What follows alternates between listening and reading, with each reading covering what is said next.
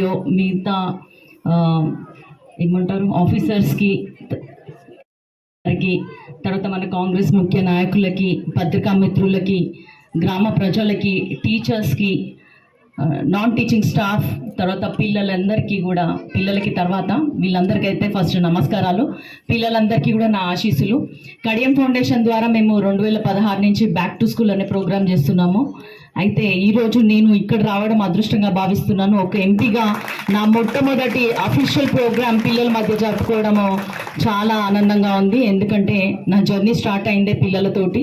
పిల్లల కోసమే నేను అనేక కార్యక్రమాలు చేసినాను. పిల్లలు ఎక్కడైతే నడయాడతారో ఆ నేలంతా పూలవనం అవుతుంది. ఇప్పుడు చూసిన పిల్లలందరూ కూడా పూల లెక్కనే ఉన్నారు. సో పిల్లలందరూ, ఆడపిల్లలు ముఖ్యంగా, చదువు మన దగ్గరకు వచ్చిందంటే మనం దాన్ని దూరం చేసుకోవద్దు. ఎటువంటి వేరే యాక్టివిటీస్కి వెళ్ళకుండా మంచిగా చదువుకోవాలి. ఇక్కడ చెప్పినట్టు గవర్నమెంట్ స్కూల్ కూడా ప్రైవేట్ స్కూల్కి ధీటుగా ఉంటుంది. ఇంకా ఒక విధంగా చెప్పాలంటే గవర్నమెంట్ స్కూల్ టీచర్స్ అందరు కూడా చాలా క్వాలిఫైడ్ ఉంటారు. వాళ్ళకి టెస్ట్ ద్వారా, వాళ్ళకి నోటిఫికేషన్ ద్వారానే వాళ్ళకి జాబ్స్ వస్తాయి. ప్రైవేట్ స్కూల్ టీచర్స్ కంటే చాలా మెరుగ్గా ఉంటారు. ప్రతి ఒక్కరు కూడా టీచర్స్కి కూడా నేను ఒకటి ఏం విన్నపిస్తున్నా అంటే, ఇక్కడ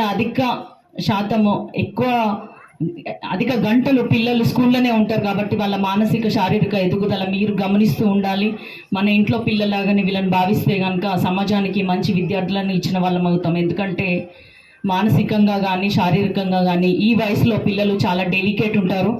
వాళ్ళని మంచి మార్గంలో నడిపించాలి. మనం అనునిత్యం చూస్తూనే ఉంటాము వాళ్ళు రోజువారీ కార్యక్రమము, వాళ్ళు ఏదైనా చెడు మార్గంలో కానీ లేకుంటే వేరే విధంగా వెళ్తున్నట్టయితే వాళ్ళని సరిదిద్దే పని తల్లిదండ్రుల కంటే ముఖ్యంగా మనకే ఉంటుంది. ఎందుకంటే తల్లిదండ్రులు మన మీద విశ్వాసం పెట్టుకొని స్కూల్కి పంపిస్తున్నారు. మన పర్యవేక్షణలో చాలా మంచి పౌరులుగా ఎదగాలని వాళ్ళు కోరుకుంటున్నారు. కాబట్టి మనమందరం ఆ పని చేయాలి.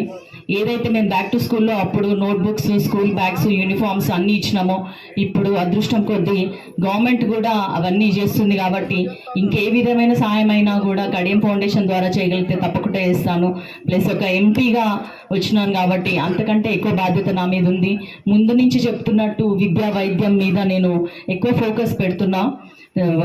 రానున్న కాలంలో ఏ స్కూల్ కూడా, ముఖ్యంగా స్టేషన్ గన్పూర్ నియోజకవర్గంలో మీ అందరికీ తెలుసు, ఎడ్యుకేషన్ మినిస్టర్గా ఉన్నప్పుడే కడియం శ్రీహరి గారు ఎలాంటి అభివృద్ధిని చేశారో. గత కొన్ని సంవత్సరాలుగా ఎలాంటి అభివృద్ధి నోచుకొని పాఠశాలలు ఎన్నో ఉన్నాయి. కానీ ఇప్పుడు మనకు ఆ స్టేషన్ గన్పూర్లో మీరు ఎన్నిక చేసుకున్నటువంటి ఎమ్మెల్యే గారికి చాలా చాలా ఇష్టమైనది విద్య, పిల్లలు.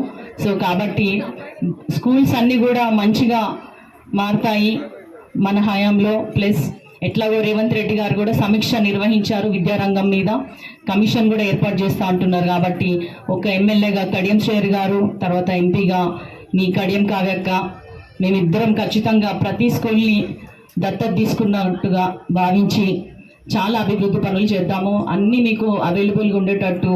మీరు 100% రిజల్ట్ వచ్చిందని ఇచ్చారు కదా, దానికి మీకు శుభాకాంక్షలు. టీచర్స్ అందరికీ కూడా ఇదే స్పిరిట్ తోటి మీరు ముందుకు సాగాలి. పిల్లలందరినీ కూడా ఇన్స్పైర్ చేయాలని కోరుకుంటూ మరోసారి నాకు ఈ అవకాశం ఇచ్చిన ప్రతి ఒక్కరికి కూడా నమస్కారాలు తెలియజేసుకుంటూ థ్యాంక్ యూ.